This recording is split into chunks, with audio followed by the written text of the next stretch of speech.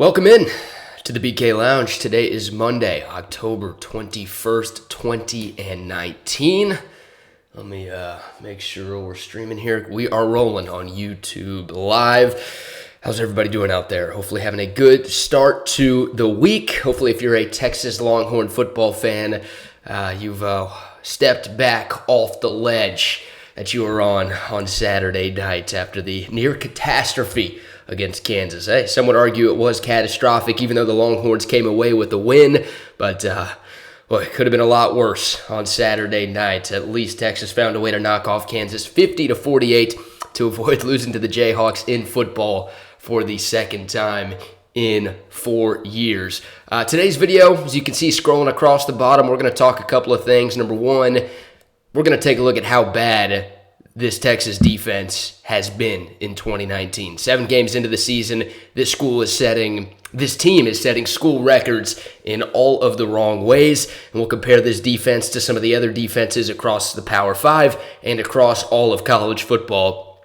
And, well, if you've been watching this Texas team in 2019, I probably don't need to tell you this, but it's not good numbers-wise. The eye test, the stats, nothing is working for this Texas Longhorn defense so far this year. So we'll talk about that, give some numbers, discuss whether or not we can fix some of these problems with this Texas defense for the last 5 games of the regular season. We'll also recap and give some reaction to what Tom Herman had to say. He had his weekly game week press conference at noon today, previewing the game against TCU this weekend, but most of, I think every question except for one, had to do with what took place at DKR on Saturday, 50-48 Texas over Kansas. So we'll give some thoughts, an injury update on that, and also one thing that Tom Herman said that surprised me today, something I don't think we've ever heard from Tom Herman in his 2.5 years as the head coach of the University of Texas. I say this all the time. I'm going to try to stick to it. I really need to do a better job of this. I'm going to try to release multiple videos a week in a perfect world, which honestly I should be doing this as it is, but I need to start doing these like every night at 7 o'clock, right after Chad and Kevin get off the air on the Horn, and right after your local sports talk ends just about everywhere around the country. I'm going to try to start doing these every night, Monday to Thursday. Fridays, got to take care of myself a little bit on those. And then obviously the post-game videos we do every Saturday. So, all right, already got some comments, people not wanting to know about this Texas defense. I'm sorry, and I'm about to tweet some of these numbers out. But just some numbers for how bad the Longhorns have been defensively in 2019. First of all, comparing to previous University of Texas defenses. This defense is allowing 469.9 yards per game in 2019. So about 470 yards per game this year. That is the worst average in school history. The previous record, I don't know if you can call it a record in a bad way, the previous record is 452.6 yards per game. That was in 2015, year 2 of Charlie Strong, in the final full season with Vance Bedford as the defensive coordinator at Texas. That's the current worst defense in school history, 452 yards per game. This defense right now, with still 5 Big 12 games left to play, and oh, by the way, the 3 worst offenses they're going to see all year behind them with Louisiana Tech, Rice, and Kansas, this defense has given up 470 yards per game. And if you just include the Big 12 games, somehow the Longhorns are 3-1. Texas has given up 509.2 yards per game in the 4 Big 12 contests they've had this year. Somehow they've won 3 of those. The only loss, of course, to Oklahoma.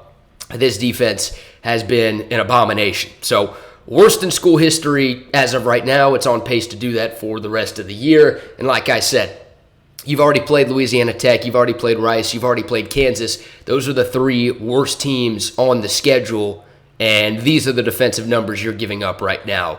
And clearly, if you watch the game on Saturday, there's not a whole lot of sign of life from this Texas defense. There's not a whole lot of, okay, well, this is getting better. There's not a whole lot of progress being made with that unit right now. So that's comparing this Texas defense to previous Texas defenses. How about the Longhorns compared to other teams in college football. Again, about to tweet this out tonight, so don't steal this from me, all right? I need that love on social media. It's important to me. Some stats for Texas. There are 130 teams in D1 FBS college football. Texas ranks 130th out of 130 in missed tackles. Texas ranks 130th out of 130 in fourth quarter points allowed. How about that? That's not a stat that you hear a lot. Everybody talks about the missed tackles, the total yardage. Fourth quarter points per game allowed. This Texas defense is giving up 15.4 in the fourth quarter alone. Now, some of that's garbage time points. Louisiana Tech had a couple of scores in the fourth quarter. Rice scored all of its points in the fourth quarter. But a lot of that, 24 against Kansas. Oklahoma had 14. Oklahoma State had 7, nearly getting them back into this football game. They nearly had more as well. A lot of those points have been very important and have cost Texas a couple of games and have nearly cost Texas a couple more. Oh, by the way, LSU had 22 in the fourth quarter here in Austin way back in week 2. So that's a number that I haven't heard a lot of people talk about, and I don't think that was the case before the Kansas game, but you give up 24 points against the Jayhawks in the fourth quarter, that's going to move you to worst in the country in terms of fourth quarter points per game allowed. Once again, that number is 15.4 for the Longhorns. That is not good. Everybody at the end of third quarters in college football and the NFL and high school football, they all hold up the number 4. That's supposed to mean, hey, this is our money quarter. It's make or break time. It's do or die time. This is when we need to buckle down and go out and make the plays to win this football game. That has been the opposite for the Texas defense this season. There's 130 teams, once again, in college football in the FBS. Texas currently ranks 126 in pass defense. And out of the 64 Power 5 teams in college football, SEC, Big 12, Big 10, ACC, Pac-12, although, man, the ACC, I don't know if you can really call it a Power 5 outside of Clemson this year. But there are 64 Power 5 teams in college football. Texas ranks 62nd in total defense out of those 64 Power 5 teams. And the only two that they're ahead are Kansas, ironically enough, and Colorado out of the Pac-12, who's just not very good. They've got a first-year head coach. They're going through some things. And, Kansas, you could joke that they're not even a Power 5 school. At least they haven't really played like one over the last few years. So those are your numbers for how bad this Texas defense has been this year. Worst in the country in missed tackles. Worst in the country in fourth quarter points per game allowed. Fifth to worst. Yeah, fifth to last, fifth to worst, whatever the proper English is there, in pass defense in the country. And out of the 64 Power 5 teams, Texas is third to last in terms of total defense, which is yards per game. Now, look, ultimately at the end of the day, you can give up yards, you can't give up points, but this Texas defense just gave up 48 to Kansas. They're not doing anything right now. And once again, there's no silver lining. There's no, I can't point to this and tell you this is getting better. Or I can't point to this and tell you that, hey, the Texas defense does this well. There's nothing that they do well right now. They can't get pressure on the quarterback. Even when they blitz, the blitzes aren't hitting home. They can't cover anybody. And they couldn't stop a nosebleed, in the words of Bart Scott. I'm dying here. Excuse me, guys. This defense, it's making me sick. It's making me sick. I am coming off a cold, though. Excuse me for that. Anyways, so this defense is terrible. Case in point, and the numbers do not back it up. All right, let me get some water here. Hold on.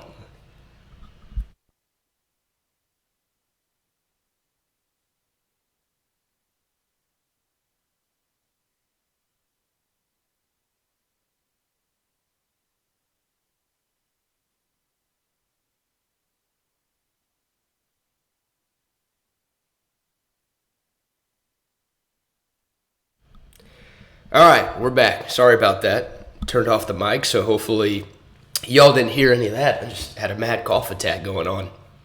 Coming off a cold, so apologies for that. So anyways, this defense is terrible. The numbers back it up, the eye test, whatever you want to use to determine how a defense looks in today's college football. they're not on Texas's side. I mean, this defense has been terrible, and we saw that on Saturday night. All right.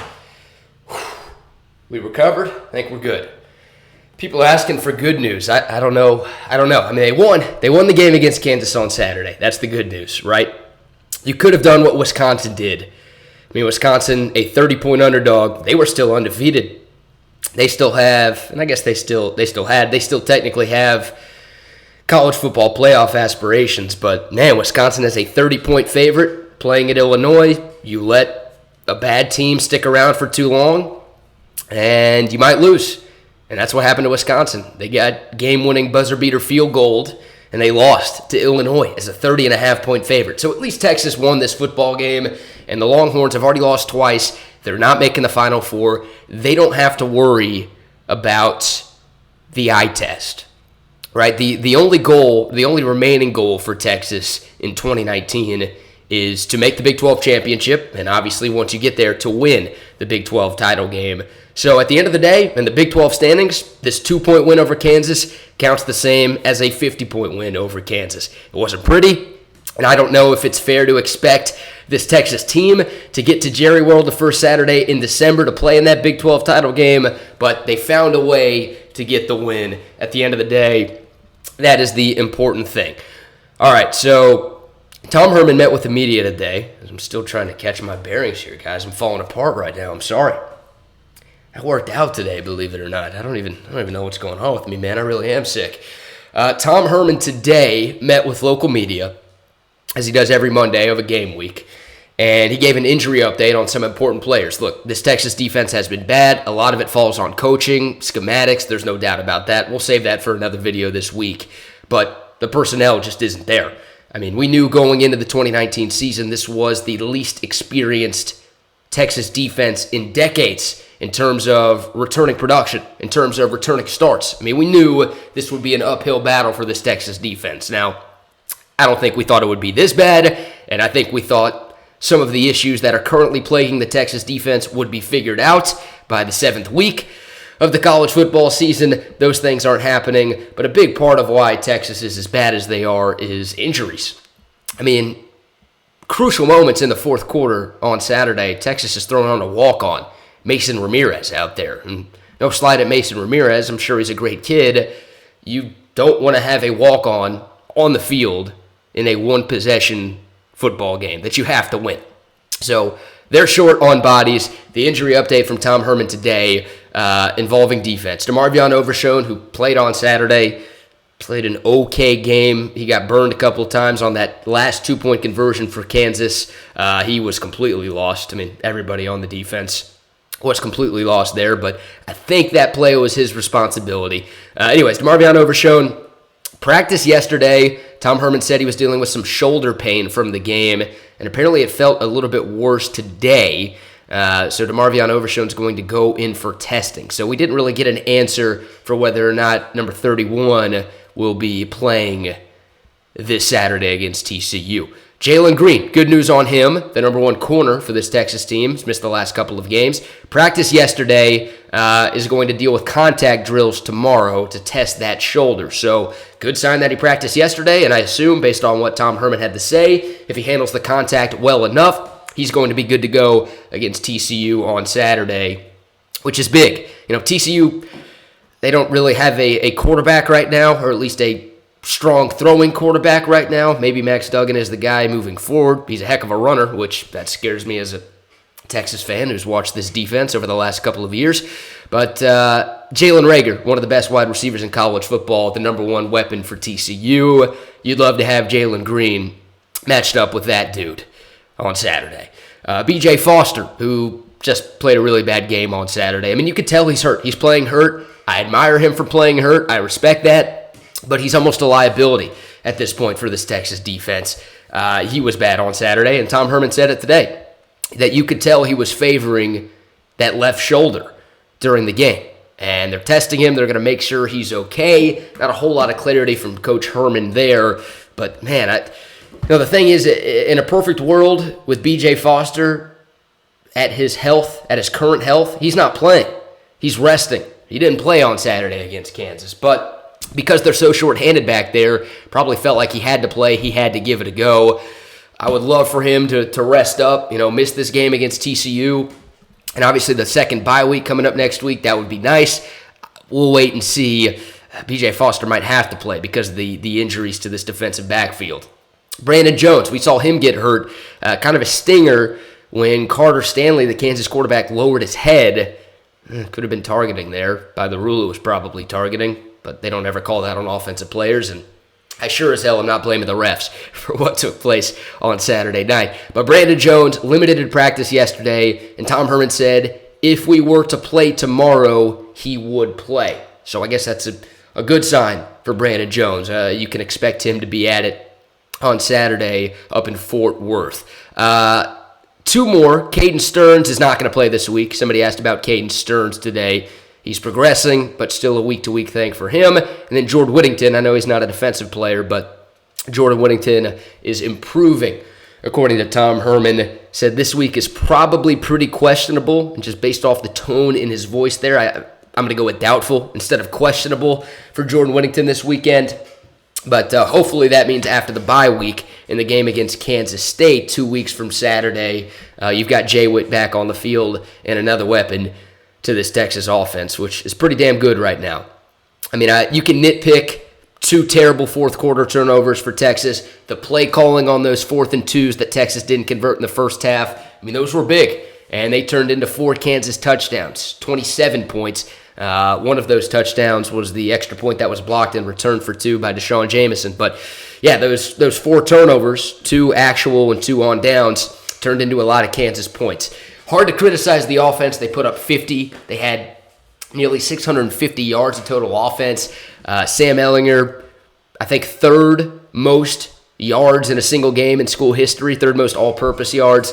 Hard to nitpick and criticize the offense, but they can be better, and they weren't always complimentary great for Texas on Saturday. But you feel good about this unit scoring points against just about anybody in college football, and getting Jordan Whittington back on the field. You've already gotten Colin Johnson back over the last couple of weeks. That should help this offense be even better. So looking forward to see what the true freshman from Cuero can bring to the table. One final thought on tonight's video. I appreciate Kyle and Chris for tuning in. Might just be you guys. Oh, and Josh with a late comment. BK, you're my hero. I appreciate that, Josh. I shouldn't be, but I appreciate that. I'll get to y'all's comments in a second, but I do want to mention this, and I mentioned this on the show today, Midday with Trey and BK, 11 to 1 here in Austin. Tom Herman said something today that I've never heard him say. Maybe y'all can comment and correct me if I'm wrong on this, but Tom Herman, he's a coach. He's got a couple of quotes, mantras, mottos, if you will, that he likes to resort to, especially when times get bad. For Tom Herman, it's always 1-0 mentality. It's hard to win. Man, y'all can probably help me out with some of the other things that he says. But I was expecting to hear that today, right? I was expecting to hear Tom Herman say, look, winning is hard. Kansas is a very good football team. We got the job done. We went 1-0. Now our goal is to go 1-0 next week. Winning is hard. I expected to hear all of that stuff from Coach Herman. And the first question he was asked after he made his opening statement and talked about the injuries, he was asked if it was wrong for Texas fans to be upset by the close win against Kansas. And he said no. Flat out said no. Said we've got standards we need to live up to at Texas, and we didn't, especially on defense. Also went on to add that, quote, none of us are okay or satisfied with that defensive performance just because we won the game, end quote. I don't know if we've heard that from Tom Herman. Now, that's the right answer. No question about it. You've got standards, you've got expectations as the head football coach of the University of Texas, and those are to not give up 48 points and 570 yards of offense to Kansas, and not to need a game-winning field goal to beat Kansas at home. The expectations, needless to say, clearly higher than that. I was pleasantly surprised that Tom Herman actually was willing to take that to the media.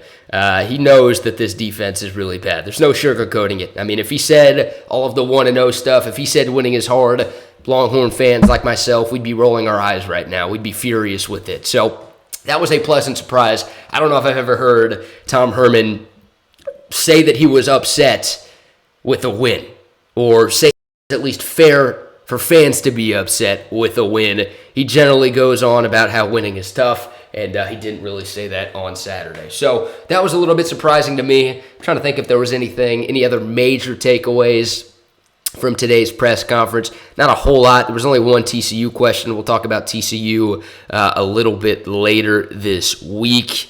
Another thing, Texas ranks last in college football at punt return average.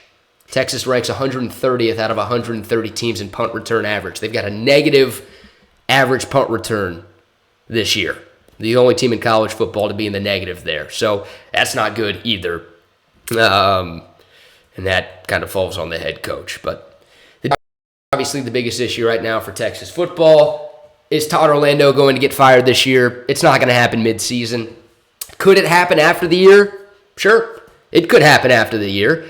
I don't think it will unless this defense continues to play this bad or somehow gets even worse. God, that's a scary thought.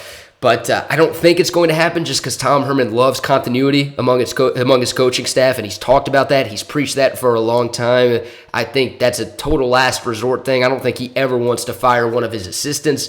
But, man, next year is Sam Ehlinger's senior year. You've got an all-world caliber quarterback, the best quarterback you've had in a decade, a really program-defining type of player, and you've got a lot of returning talent on both sides of the ball. It's hard to call some of these defensive players talent, but most of them will be back next year. A lot of the offense, you obviously lose Colin Johnson and Devin Duvernay, but a lot of the offense will be back, and you've got Sam's senior year. If Tom Herman doesn't feel like Todd Orlando is the right guy to lead this defense to a potential Final Four and national championship contending run next year, then he's got to make the move. He's got to make the move. If I had to put money on it, or if I had to put a percentage odds on it, I'd say 20%. I still don't think it's going to happen, but perhaps it's not out of the question. It's not out of the equation if this defense doesn't show any signs of life, any signs of progression, any signs of just fundamentally sound football. Can you tackle? Do you know where you're supposed to be? I mean, the effort level is there, but they're trying and they don't know what they're really trying to do right now. So, yeah, Todd Orlando's got to figure some things out. He's not getting fired midseason. That's just not going to happen. But, man, maybe after this year, that could be a storyline for Texas going into 2020. All right, one final look at the comments before we get out of here.